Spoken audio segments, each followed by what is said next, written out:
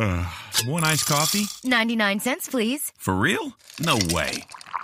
One iced coffee? 99 cents, please. For real? No way. What a deal. Your new morning groove. Iced coffee from McDonald's, any size for just 99 cents till 11 a.m. Price and participation may vary. Cannot be combined with any other offer. Ba-da-ba-ba-ba. Step into a world of luxury in a Juniper Villa apartment at Shenandoah Valley, Westminster, Canterbury, Northern Virginia's finest life plant community. Picture this, your new home features open floor plans, soaring ceilings, and designer finishes. Enjoy scenic walking paths, an indoor pool, an art studio, and exceptional dining options. And with our Life Care contract, your future is secure. Hurry, limited villa apartments are available, and with rates set to rise in 2026, lock in 2025 rates today. Schedule your tour at svwc.org/luxuryliving. This is Auditory Anthology, a podcast featuring the best sci-fi short fiction. I'm your curator, Keith Conrad. We release new stories every Tuesday and Thursday. If you like what you hear, I hope you'll take the time to rate and review our show on your podcast player of choice, and be sure to recommend it to a friend. That'll help us grow the podcast and continue to share these stories with you every week. You can also support the show by subscribing to our new Substack at auditoryanthology.substack.com. By becoming a paid subscriber, you'll help keep the stories coming.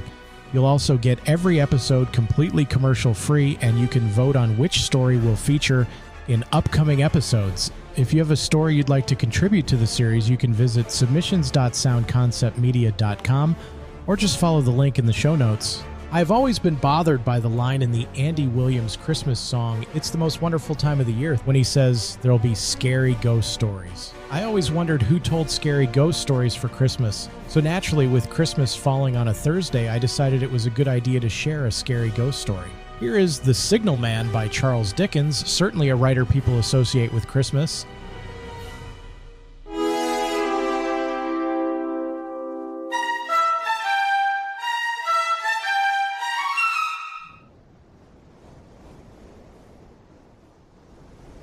Hello, below there! When he heard a voice thus calling to him, he was standing at the door of his box, with a flag in his hand, furled round its short pole. One would have thought, considering the nature of the ground, that he could not have doubted from what quarter the voice came. But instead of looking up to where I stood on the top of the steep cutting nearly over his head, he turned himself about and looked down the line. There was something remarkable in his manner of doing so, though I could not have said for my life what. But I know it was remarkable enough to attract my notice, even though his figure was foreshortened and shadowed down in the deep trench, and mine was high above him, so steeped in the glow of an angry sunset that I had shaded my eyes with my hand before I saw him at all. "Hello, below!" From looking down the line, he turned himself about again, and, raising his eyes, saw my figure high above him. "Is there any path by which I can come down and speak to you?" He looked up at me without replying, and I looked down at him without pressing him too soon with a repetition of my idle question. Just then there came a vague vibration in the earth and air, quickly changing into a violent pulsation and an oncoming rush that caused me to start back, as though it had force to draw me down.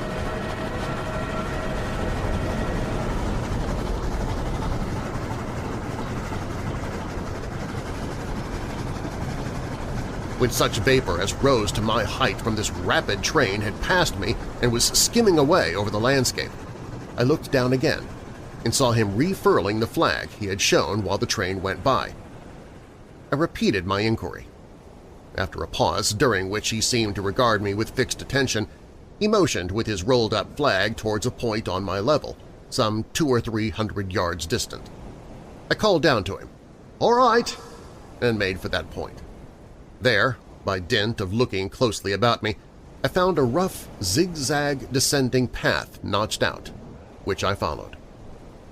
The cutting was extremely deep and unusually precipitate. It was made through a clammy stone that became oozier and wetter as I went down. For these reasons, I found the way long enough to give me time to recall a singular air of reluctance or compulsion with which he had pointed out the path. When I came down low enough upon the zigzag descent to see him again, I saw that he was standing between the rails on the way by which the train had lately passed, in an attitude as if he were waiting for me to appear. He had his left hand at his chin, and that left elbow rested on his right hand crossed over his breast. His attitude was one of such expectation and watchfulness that I stopped a moment, wondering at it. I resumed my downward way, and, stepping out upon the level of the railroad and drawing nearer to him, saw that he was a dark, sallow man with a dark beard and rather heavy eyebrows. His post was in as solitary and dismal a place as ever I saw. On either side a dripping, wet wall of jagged stone, excluding all view but a strip of sky. The perspective one way only a crooked prolongation of this great dungeon, the shorter perspective in the other direction terminating in a glooming red light, and the gloomier entrance to a black tunnel in whose massive architecture there was a barbarous, depressing, and forbidding air. So little sunlight ever found its way to this spot that it had an earthy, deadly smell, and so much cold wind rushed through it that it struck chill to me, as if I had left the natural world. Before he stirred, I was near enough to him to have touched him. Not even then, removing his eyes from mine, he stepped back one step and lifted his hand. This was a lonesome post to occupy, I said, and it had riveted my attention when I looked down from up yonder. A visitor was a rarity, I should suppose, not an unwelcome rarity, I hoped. In me he merely saw a man who had been shut up within narrow limits all his life, and who, being at last set free, had a newly awakened interest in these great works. To such purpose I spoke to him, but I am far from sure of the terms I used, for besides that I am not happy in opening any conversation. There was something in the man that daunted me. He directed a most curious look towards the red light near the tunnel's mouth, and looked all about as if something were missing from it, and then looked at me. That light was part of his charge, was it not? He answered in a low voice, "Don't you know what it is?" The monstrous thought came into my mind as I perused the fixed eyes and the saturnine face that this was a spirit, not a man. I have speculated since whether there may have been infection in his mind. In my turn I stepped back, but in making the action I detected in his eyes some latent fear of me. This put the monstrous thought to flight. "You look at me," I said, forcing a smile, "as if you had a dread of me." "I was doubtful," he returned, "whether I had seen you before." "Where?" He pointed to the red light he had looked at. "There?" I said. Intently watchful of me, he replied, but without a sound, "Yes." "My good fellow, what should I do there? However be that as it may, I never was there, you may swear." "I think I may," he rejoined. "Yes, I am sure I may." His manner cleared, like my own. He replied to my remarks with readiness and in well-chosen words. Had he much to do there? Yes, that was to say he had enough responsibility to bear, but exactness and watchfulness were what was required of him, and of actual work, manual labor, he had next to none. To change that signal, to trim those lights, and to turn this iron handle now and then was all he had to do under that head. Regarding those many long and lonely hours of which I seemed to make so much, he could only say that the routine of his life had shaped itself into that form, and he had grown used to it.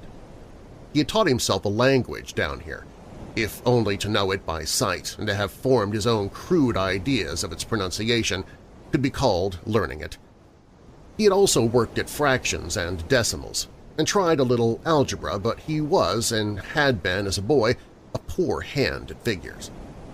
Was it necessary for him, when on duty, always to remain in that channel of damp air, and could he never rise into the sunshine from between those high stone walls?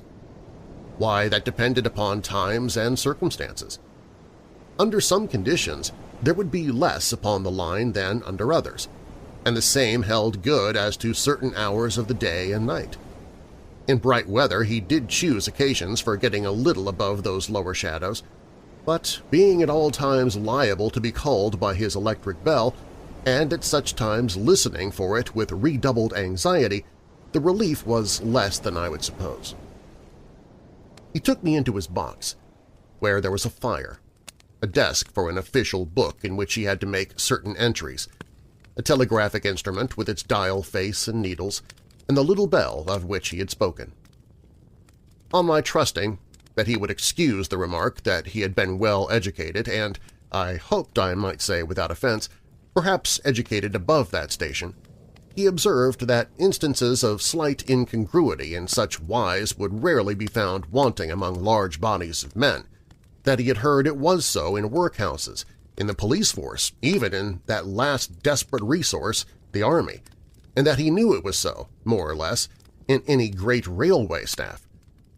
He had been, when young, if I could believe it, sitting in that hut he scarcely could, a student of natural philosophy, and had attended lectures, but he had run wild, misused his opportunities, gone down and never risen again.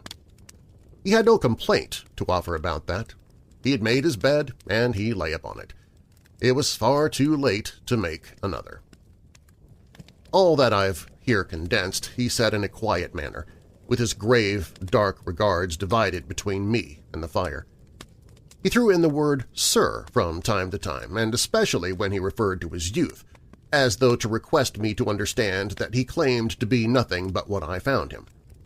He was several times interrupted by the little bell, and had to read off messages and send replies.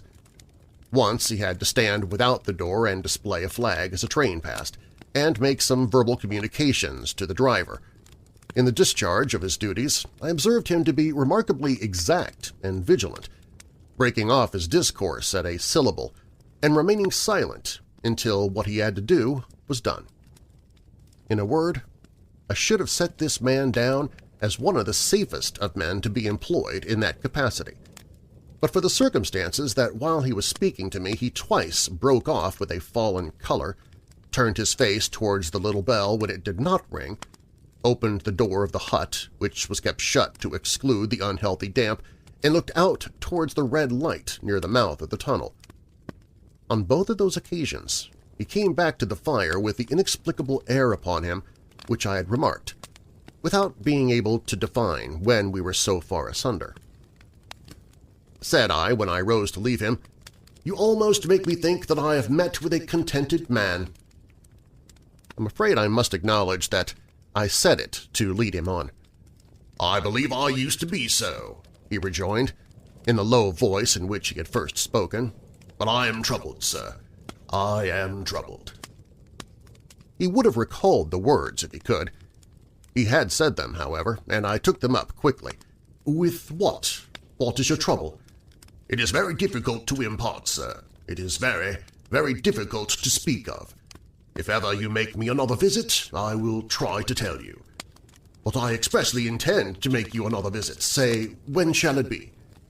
"I go off early in the morning, and I shall be on again at 10 tomorrow night, sir." "I will come at 11. He thanked me and went out at the door with me. "I'll show my white light, sir," he said, in his peculiar low voice, "till you have found the way up. When you have found it, don't call out, and when you're at the top, don't call out." His manner seemed to make the place strike colder to me, but I said no more than, "Very well." "And when you come down tomorrow night, don't call out. Let me ask you a parting question. What made you cry, 'Hello, below there,' tonight?" "Heaven knows," said I cried something to that effect." "Not to that effect, sir. Those were the very words. I know them well." "Admit those were the very words. I said them, no doubt, because I saw you below." "For no other reason?" "What other reason could I possibly have?" "You had no feeling that they were conveyed to you in any supernatural way?" "No." He wished me good night and held up his light. I walked by the side of the down line of rails with a very disagreeable sensation of a train coming behind me until I found the path. It was easier to mount than to descend, and I got back to my inn without any adventure.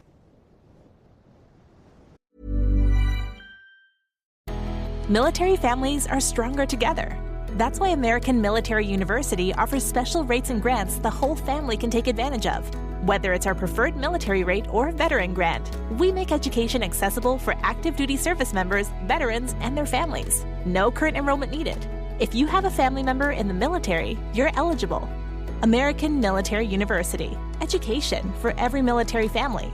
Learn more at amu.apus.edu/military.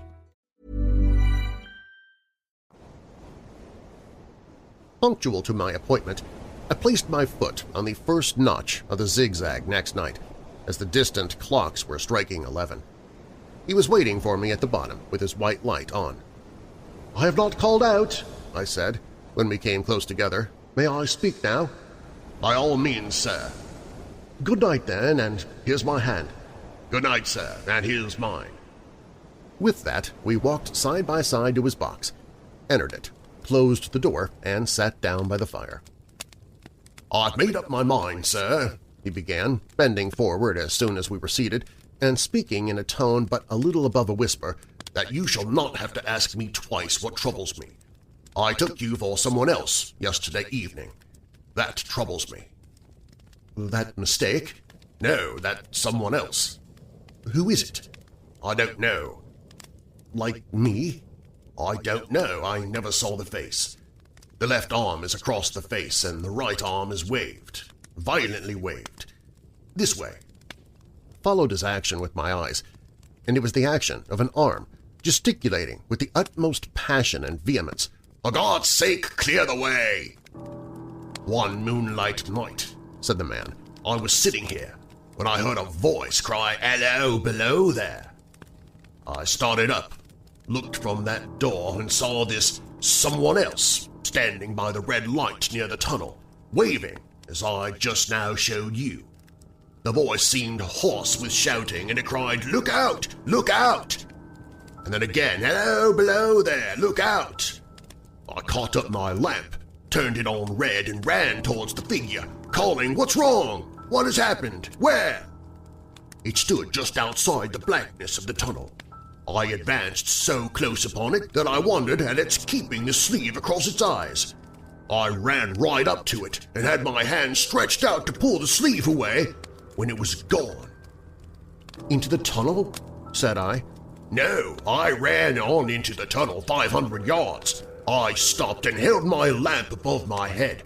I saw the figures of the measured distance and saw the wet stains stealing down the walls and trickling through the arch. I ran out again faster than I had run in, for I had a mortal abhorrence of the place upon me, and I looked all round the red light with my own red light, and I went up the iron ladder to the gallery atop of it, and I came down again and ran back here. I telegraphed both ways. 'An alarm's been given. Is anything wrong?' The answer came back both ways. 'All well.'"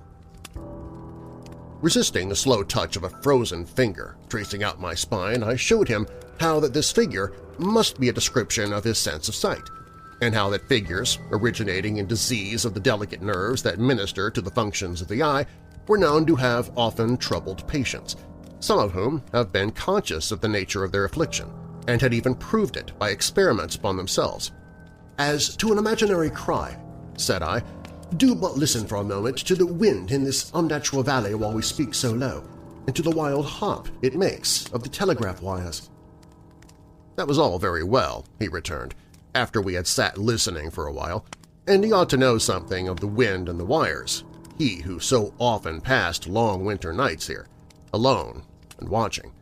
But he would beg to remark that he had not finished. I asked his pardon, and he slowly added these words touching my arm.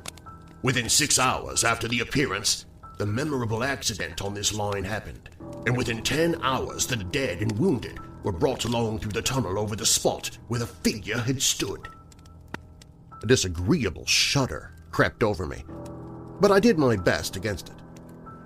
It was not to be denied, I rejoined, that this was a remarkable coincidence, calculated deeply to impress his mind, but it was unquestionable that remarkable coincidences did continually occur, and they must be taken into account in dealing with such a subject. Though, to be sure, I must admit, I added, for I thought I saw that he was going to bring the objection to bear upon me, men of common sense did not allow much for coincidences in making the ordinary calculations of life. He again begged to remark that he had not finished. I again begged his pardon for being betrayed into interruptions. "This," he said, again laying his hand upon my arm and glancing over his shoulder with hollow eyes, "was just a year ago.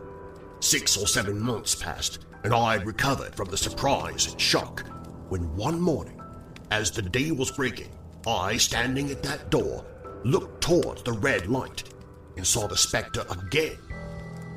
He stopped with a fixed look at me. "Did it cry out?" "No, it was silent." "Did it wave its arm?" "No. It leaned against the shaft of the light with both hands before the face, like this." Once more I followed his action with my eyes. It was an action of mourning. I've seen such an attitude in stone figures on tombs. "Did you go up to it?" "I came in and sat down, partly to collect my thoughts, partly because it had turned me faint. When I went to the door again, daylight was above me, and the ghost was gone." "But nothing followed? Nothing came of this?"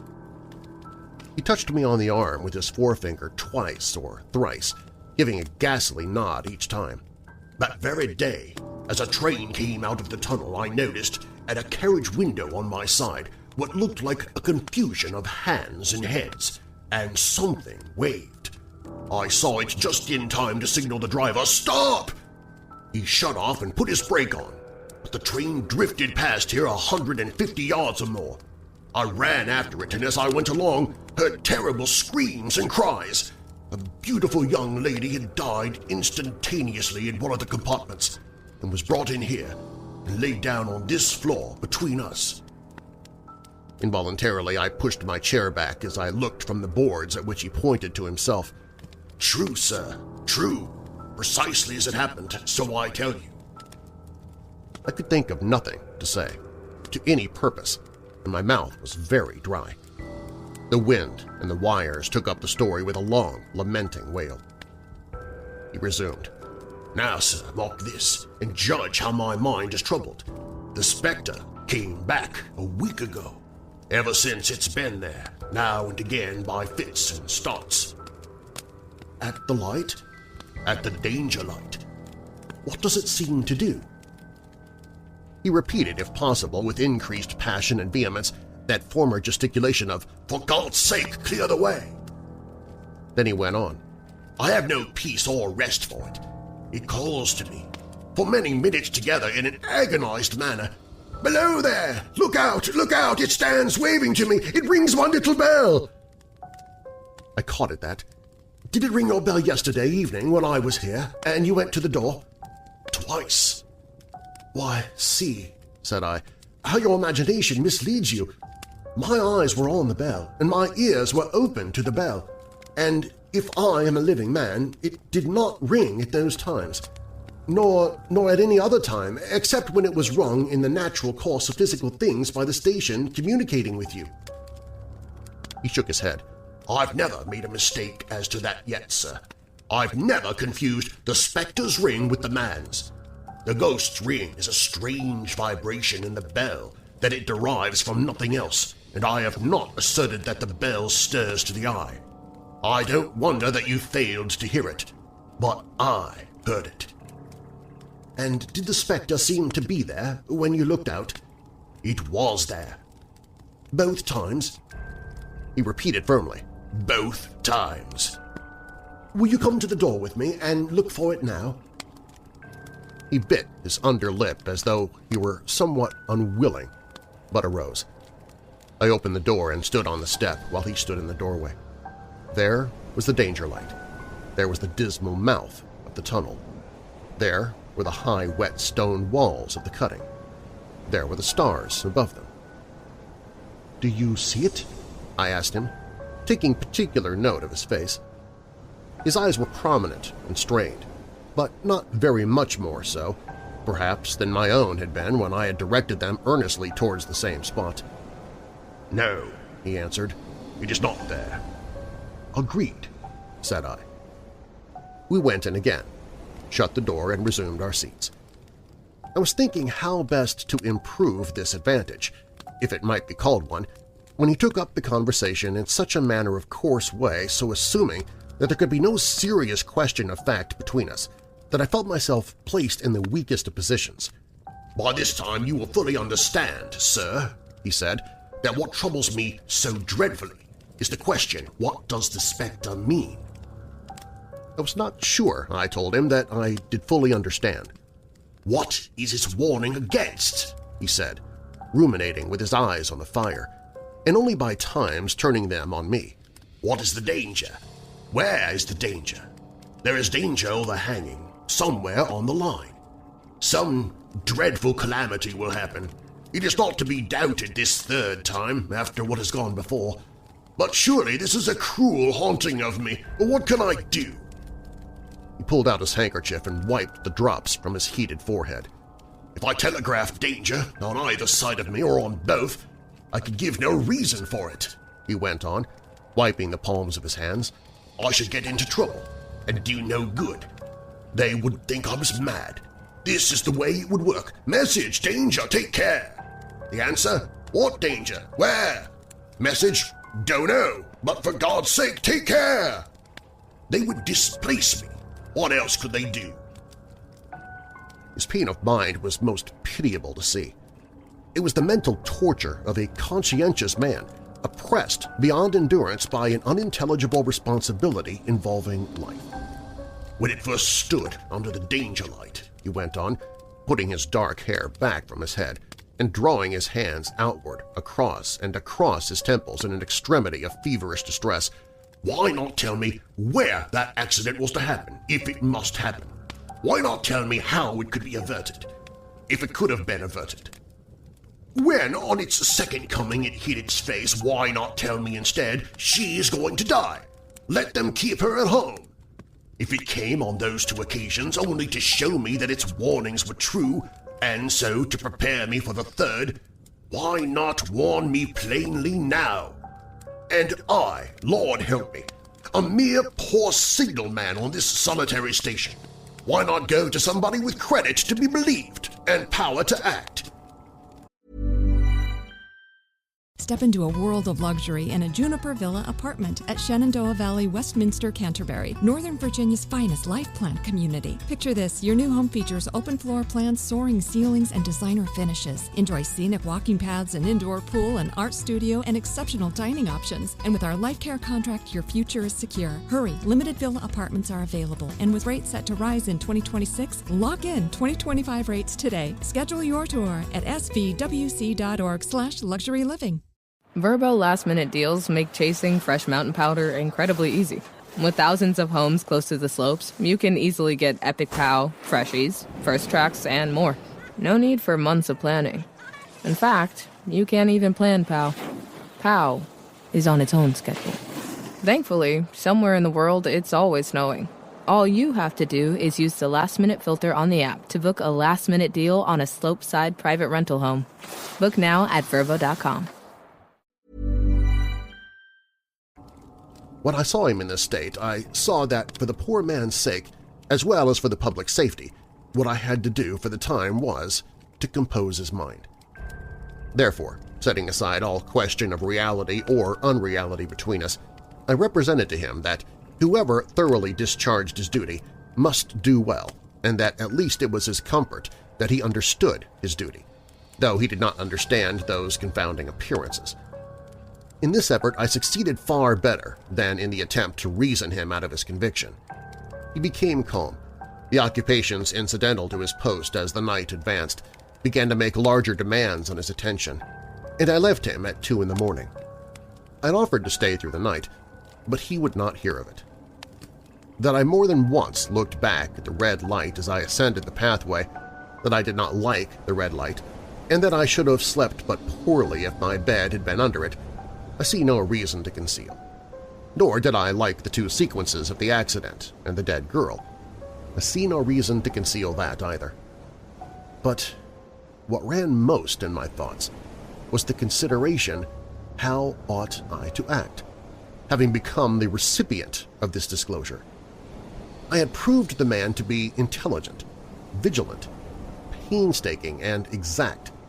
But how long might he remain so in his state of mind? Though in a subordinate position, still he held a most important trust, and would I, for instance, like to stake my own life on the chances of his continuing to execute it with precision? Unable to overcome a feeling that there would be something treacherous in my communicating what he had told me to his superiors in the company, without first being plain with himself and proposing a middle course to him, I ultimately resolved to offer to accompany him, otherwise keeping his secret for the present, to the wisest medical practitioner we could hear of in those parts, and to take his opinion. A change in his time of duty would come around next night, he had apprised me, and he would be off an hour or two after sunrise, and on again soon after sunset. I had appointed to return accordingly.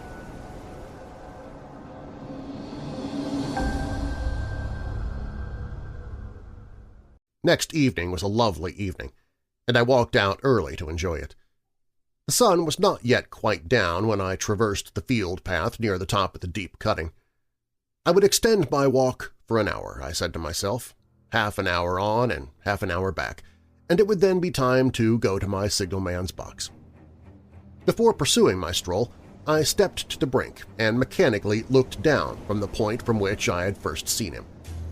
I cannot describe the thrill that seized upon me when, close at the mouth of the tunnel, I saw the appearance of a man with his left sleeve across his eyes, passionately waving his right arm.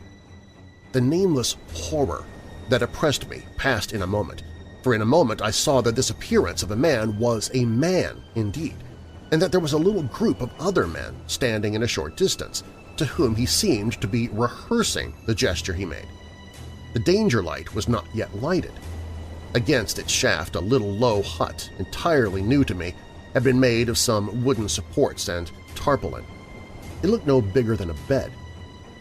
With an irresistible sense that something was wrong, with a flashing, self-reproachful fear that a fatal mischief had come of my leaving the man there and causing no one to be sent to overlook or correct what he did, I descended the notched path with all the speed I could make.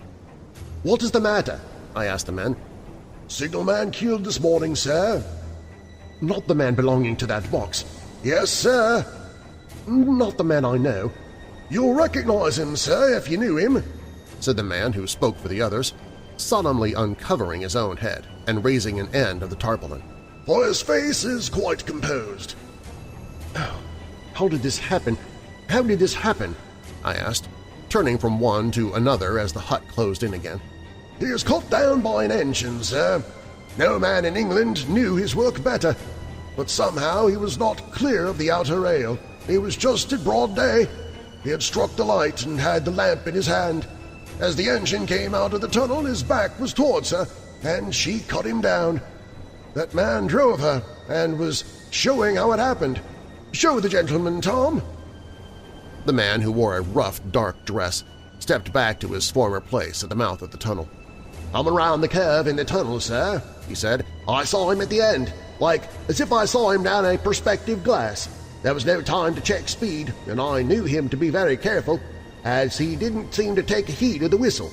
I shut it off when we were running down upon him and called to him as loud as I could call." "What did you say?" "I said, 'Below there! Look out! Look out! For God's sake, clear the way!'" I started. It was a dreadful time, sir. I never left off calling to him.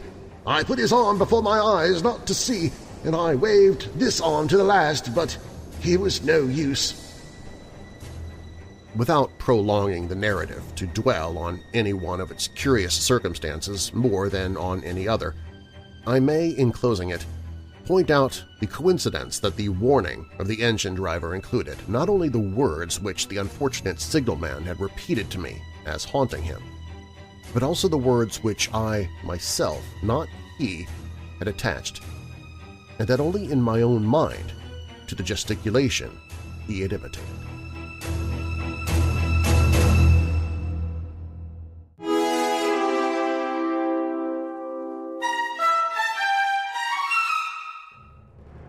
Thank you for listening. Auditory Anthology is curated and produced by me, Keith Conrad.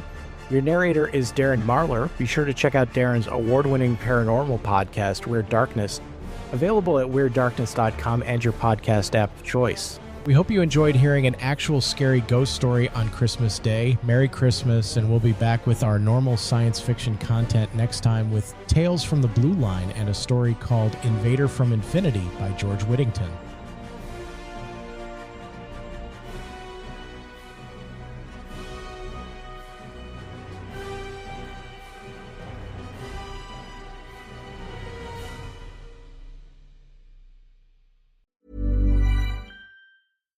Military service runs deeper than a single person.